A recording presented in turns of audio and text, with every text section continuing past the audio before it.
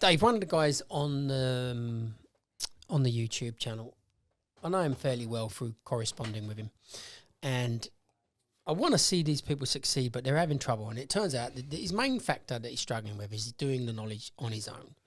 And there's a lot of people, we said in the last one of the videos recently, that doing the knowledge on your own is a disaster, and it actually is. But if you are going to do it on the knowledge on your own, there's certain things you got to do to give yourself a chance of success.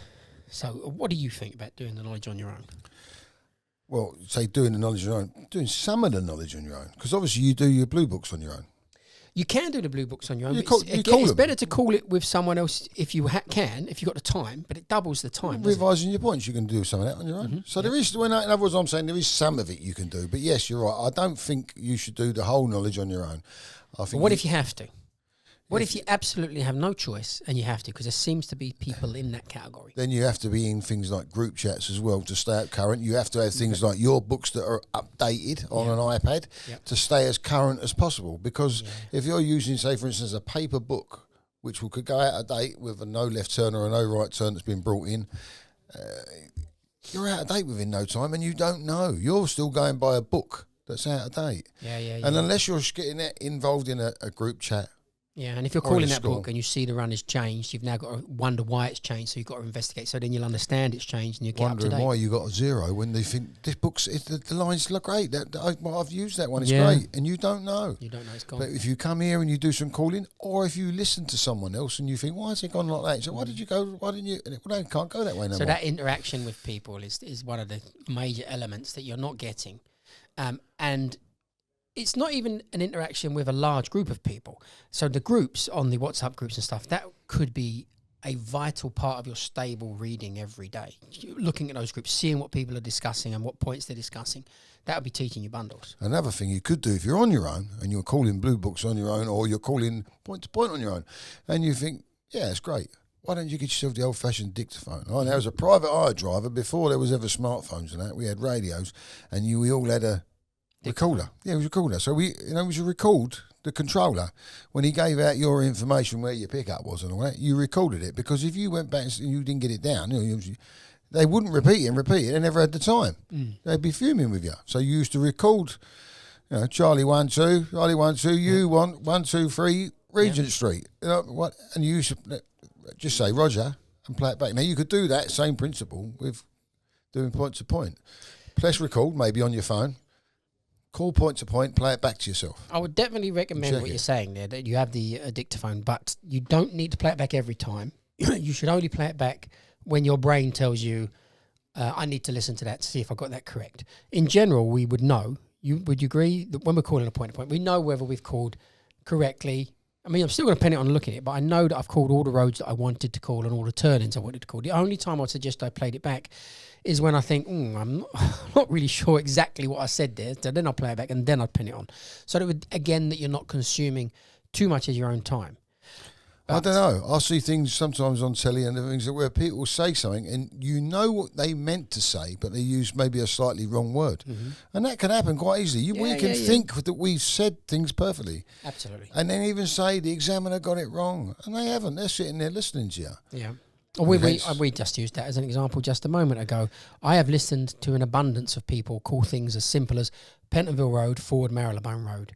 They've got no concept of what's been missed in between, because they're in their mind, they're on the right road, they're travelling the right direction. But their brain has skipped a whole chunk of London. It's just skipped the whole of Euston Road and gone straight into somewhere else.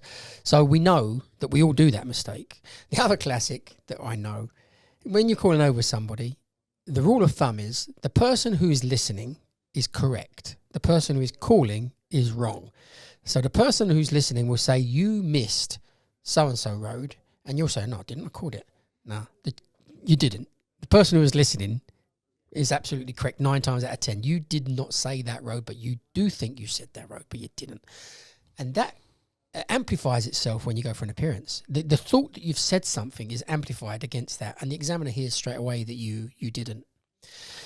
So that's the dictaphone would hear it as well. Yes, the dictaphone would. So, I mean, again, I think my point of view was coming from the fact that I'm not always, hardly ever studying alone. So the dictaphone, if you are studying alone, kind of becomes crucial to listen to it and pen it on to see if you are saying. Well, even not correctly. dictaphone. Why not just play the camera, the video on your phone? Record yourself. Yeah. You're a dictaphone or a video, so it's just thinking about. Record yourself calling it. Yeah, and play it back. And if you're doing the sheet there in the shed or your garage or spare room, set it up and call 10 runs and then play them back and see what you said. Yeah. Well, these are the bits about how you should do it. And I think the main thing, though, is getting back to the discipline. The discipline seems to be the absolute top of the tree thing. Do you have the discipline to get up each day and do these things to the scheduled time that you've set yourself? So the discipline to get up and call your blue book. And when you're on your own, that discipline, like going to the gym, if you have an instructor, you go. When there's no instructor, you tend not to go. So getting up on your own and calling your blue book is far more difficult than thinking, oh, I've told Dave I'm going to meet him at 9 to call blue book. Suddenly the obligation and the discipline gets better when you're working with somebody. So if you are going to do this alone, you have got to create that motivation to meet those aspects of discipline, to do the things you need to do. And then obviously you've got to structure it like we just mentioned about timetables. Set yourself the timetables of when you want to do these things. Have the discipline to do the things you're supposed to be doing. Meet those targets each week and be structured. And it would seem that people, when they're doing the knowledge on their own, are going to struggle with discipline, struggle with structure, struggle with the day-to-day repetition of doing the same thing over the period of the week and not meet the targets that they set themselves. So they're the failings. So that's the things they need to correct. Don't fail at those parts. And it gets back to the same thing of honesty again. You've got to sit down, look in the mirror and be honest with yourself. Yeah. Haven't you? You've really got to be honest with yourself. And I'm not saying be honest with anybody else and go and tell TFL that you're not doing this or doing that. You've got to be honest with yourself, though, because you've got to improve yourself. Yeah. And you've got to look for where you've got to improve. And you've got to look for where you're going to find the time. If you're working from home, there's some people can do it. Some people are that. Yes. You know, yes. And some they can set themselves that time, go to their shed, their garage, their spare room. Some people may even live on their own and they can do it. Some people can't. Yeah. They need, a lot of people can't. Pretty much most people can't. And the other factor that hits in, Dave, is when you're doing it on your own, you become very less aware of how good people are. Like we point out with Blue Book Call Over, you're sitting at home calling over on your own and you've never heard anybody else call over, and that's the reason we do the call over videos, to show people the standards people reach. But you're sitting there calling over and thinking, oh yeah, my little hums and ahs leaving on the left green lanes, and then what I'm right into Ivory New Park. You think, oh yeah, I successfully called it, and then you see somebody else calling and they're leaving left green lanes, right New Park, left up, right St Paul's, and you think, oh geez, that's the standard. So being aware, and again with point to point, you're watching someone do point to point. You've never heard that question before, and you watch this person just lay down that run beautifully, and you think, oh wow, that's how good we have to be. When you're on your own, you just don't have that awareness. Yeah, and I think when you've got more than one, you unless you're really self-motivated and really do something on your own, coming with meeting people and being around people is a great motivation. Yeah. It really is. And camaraderie to help each other. Yep. It really is shared knowledge. Yep. And then when someone does go down because they didn't score, and we've just had someone this morning who's a bit down, just talking to them and just going, don't worry, just keep working hard. Keep working hard and it'll come good. Yeah. And you do get that from a collective, don't you? Yeah, you also get a much higher statistical chance of scoring. You increase everything about scoring. Let's say that the one step above doing it alone is doing it with a partner at home. And as long as the two people that are doing it at home on their own have awareness and contact with the collective of everybody else doing it, they will be doing great. But if they have no contact with the collective of everybody else who's doing the knowledge and they're doing it just as a pair, then they're comparing themselves just to each other. And again, the standard could be very, very low and they might not be aware. But in general, this awareness of what the standard is seems to be the key. And then going back, I'm going to repeat myself here. It is this discipline. If you're not getting up every day and doing what you're supposed to do, then you are the problem. And if you are doing everything you're supposed to do and you're getting D's and not progressing, then it really is tough. Then that person really has no choice. They would have to either give up or join a school to change something, because we spoke about that, didn't we? You need to, if You you're need not to doing change well, something. Yeah. You can't just keep going on and expecting the same thing to produce results when it hasn't produced results. And sometimes you haven't got to change a whole lot in the beginning. Not much, But just change a bit.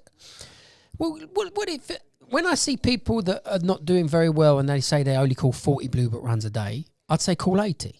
And I've seen people doing fantastic who call 40 Blue Book runs a day, and that's fine. They're doing well on 40 Blue Book runs a day. But if you're not doing well, then the things to change is to look at where do you think the corners are being cut?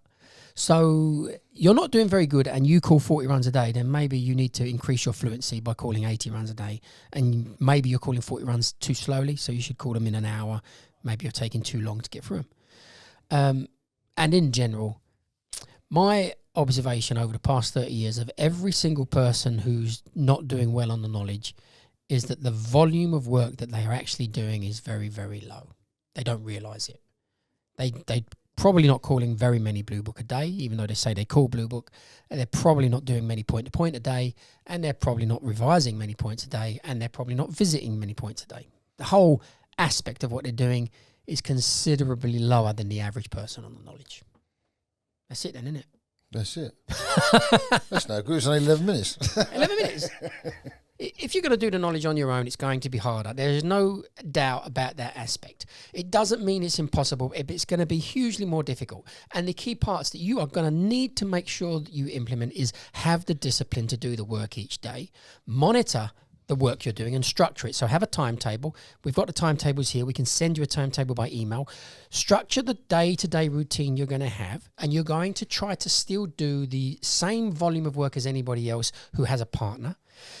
You need to be in a group. There is no doubt about it. You need to try to keep current with the information that's happening because it's changing all the time. And having the app version of the runs rather than the paper version of the runs is going to be a benefit because you're not going to be aware as quickly as people that are in a collective group of the changes that happen.